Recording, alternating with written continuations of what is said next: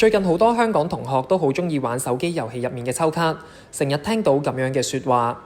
今次聯成有我最鍾意嘅角色，一定要抽到佢，再抽多一次就嚟保底啦。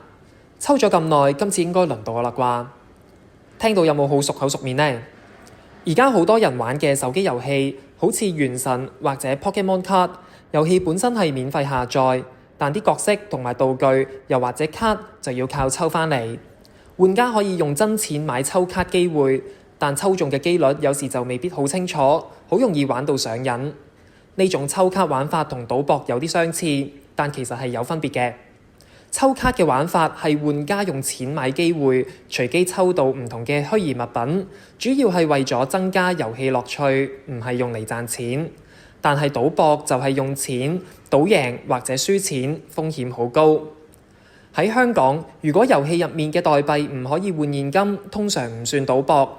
但如果你玩到好沉迷，或者想靠抽卡賺錢，就有機會變成賭博問題。賭博成癮喺香港都係一個好嚴重嘅問題，會影響學生嘅學業、朋友同屋企人嘅關係。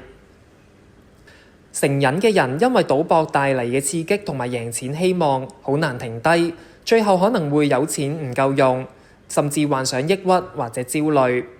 喺治療方面，可以透過心理輔導、認知行為治療，或者喺醫生指導下用藥。對於鍾意抽卡嘅同學，我哋建議大家要玩得理性，唔好用超過自己負擔嘅錢去抽。如果發現自己或者身邊嘅朋友玩到好沉迷，可以考慮去睇身心健康服務，或者揾專業人士幫手。另外，我哋都希望遊戲公司可以提高抽卡嘅透明度，保障玩家權益，唔好令年輕人誤墮賭博陷阱。喺度都想做個宣傳，仲有幾個星期就到考試，圖書館嚟緊會舉行自學大挑戰，為咗鼓勵大家養成自學嘅習慣，今次唔使用錢或者練習就可以換取抽獎嘅機會。